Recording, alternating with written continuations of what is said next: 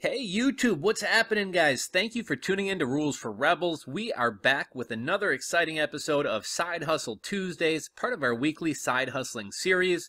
Each week we share a true story of a real-life entrepreneur who bootstrapped a business or side hustle outside their 9-to-5 job with little to no funds and with knowledge and equipment that they already had. Today is episode 88. Now, I think you guys are really going to enjoy today's episode. Lately, we've been doing a lot of stories about crafting and people making their own things. I've commented on how I like this business model because there seems to be a trend of people wanting to support artists and crafters. There seems to be a return to people wanting simpler things. And also, this type of business typically means you're selling something unique, something that not a million other people are selling. And it cuts out having to deal with overseas suppliers, which can be confusing, expensive, and take a long time to get your merchandise. Another thing I like about today's story is it goes along with the idea or the theme, don't mine for gold, sell shovels and pickaxes. For anyone who's never heard that phrase, it kind of refers back to the old mining days out west. A lot of people went out west to mine for gold. Well, a few made it rich, most did not.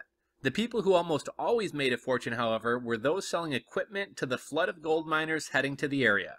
That's why you see everyone selling drop shipping courses, but most of them aren't actually drop shipping themselves. Don't do the activity thousands are doing, make money off those people. I was recently browsing Etsy and the internet looking for crafting ideas and saw a flood of people who over the past few years have gotten into candle making. It's probably one of the more saturated areas of crafting and selling your own stuff. I began looking into candle making equipment with the mindset of selling shovels and pickaxes and not mining for gold, and in a sense, that's what today's entrepreneur and side hustler did, except with fabric. Today's side hustler is Alana Banks from Toronto, Canada. Alana went from having a good but unfulfilling job at a PR agency to owning her own Shopify e-commerce store that's bringing in over $20,000 per month. In today's story, you're going to hear all about how she did it. Before starting her online fabric store Fridays Off, Alana Banks was the account director at a PR agency where she ran PR campaigns for consumer brands. Alana had just had a baby and was just returning from maternity leave, but was finding it challenging to juggle being a mom and having a full-time job, and was kind of fed up with corporate life.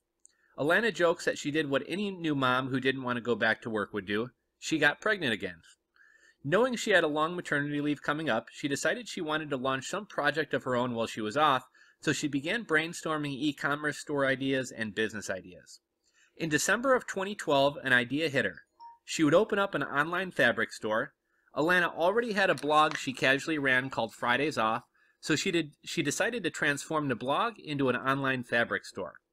Alana knew there was almost no competition out there, but being someone who casually sewed and followed crafting and sewing blogs, she knew there was a demand.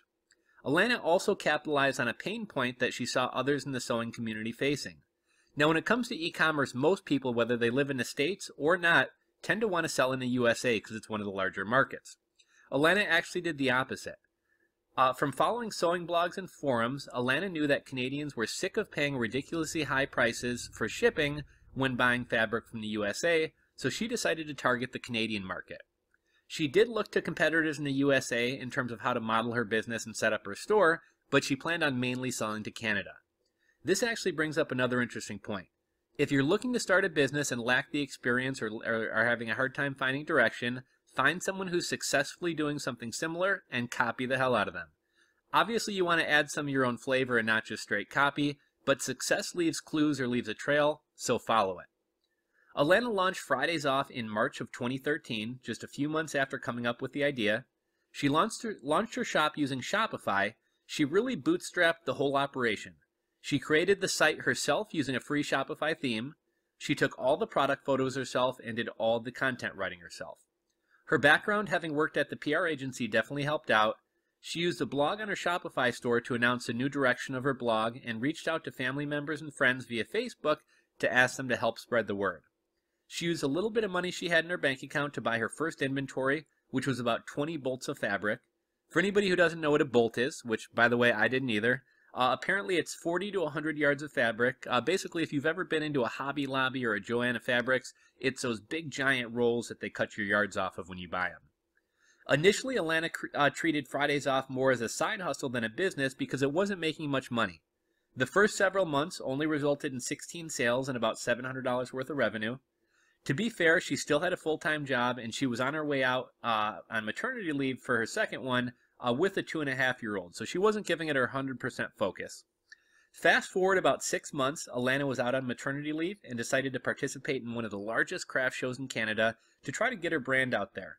And at that craft show, she happened to meet the editor of Style at Home, a major Canadian magazine. They wound up writing an article about the booming business of online fabric shops, and they featured Alana's shop Fridays Off. This helped to put her on the map and lend legitimacy to her business, and sales exploded by 600%. It was at this point that she realized she was onto something and decided to leave her job at the PR firm.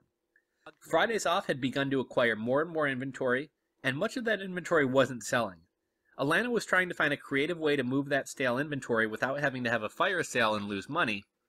This was around 2014, around the time subscription boxes were really taking off in popularity, so she decided to start a fabric subscription box. It took her a bit of time to find a Shopify integration that would help manage the service. She initially started with Recur Hub, but later switched to Recharge, which she's still currently using. She sent an email blast out to her email list, and sales started to roll in for the subscription box. To date, it amounts to about 15% of her total sales. In 2015, she wound up doing 2 more trade shows and saw another explosion in sales of her business of over 300%.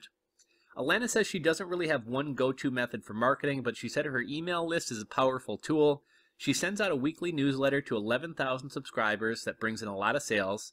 She hasn't had much luck with Facebook or Instagram ads, but does a lot of free content creation on there, and that brings some traffic as well.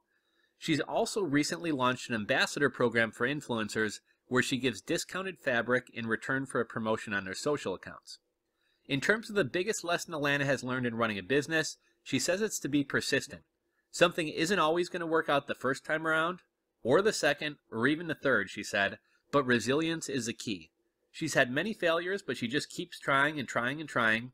She's also learned that competition doesn't really matter. While she does like to keep a pulse on the industry and see what her competition is up to, having multiple people running the same business, selling the same product, or doing the same thing doesn't necessarily mean you can't do it as well. As far as where she is now and where the business is going, Alana recently moved the business into a studio space and hired her first employee. She said having an employee has been helpful to free up more of her time to grow the business. She's looking at growing the subscription box service and has considered adding more products related to sewing on her site as well. I know a lot of people are wondering what Shopify apps others have found successful to grow their business or increase sales. So with that in mind, Alana's e-commerce platform is still Shopify. She's still using the same free theme. For email marketing, she initially started off with MailChimp, but is now using Klaviyo. She's running her subscription service using Recharge, and she's doing pop-ups and trying to increase conversions with an app called Just Uno. And then lastly, she's running her loyalty program with S Loyalty. Any of you guys interested in doing loyalty programs? Another one I've personally used and have had success with is called Beans. And then lastly, she's using Yotpo, Y-O-T-P-O, for product and site reviews. Alana also had 4 tips to share with anybody else looking to start their first business or getting into e-commerce. And she said, first, just go for it. You can think about your idea forever, but if you put the idea into action and go figure it out as you go, you got something started. Second, she said take massive action. Keep taking action until you get the results you want. Failure is not an option. Thirdly, she said consider hiring a coach. I worked with a retail coach in 2017 for about 6 months, and it was extremely helpful. She pushed me to take action on ideas I'd been thinking about and gave me a lot of great ideas that resulted in increased revenue. Absorb it all, listen to podcasts, and read, never stop learning. Well, guys, I love today's story. Well, Alana's background in PR definitely helped her to grow the brand and grow this store. This was her first time ever running her own business, running an e-commerce shop. She started and she learned as she went. And as we see from a lot of these stories, when you get out there and take action and do stuff and put yourself in a position to succeed, you tend to catch some lucky breaks, like the article about Fridays Off, which was featured in that Canadian magazine. Anyhow, guys, I hope you enjoyed today's story. I hope you were inspired. And until next time, this is Rules for Rebels and Side Hustle Tuesdays, signing out.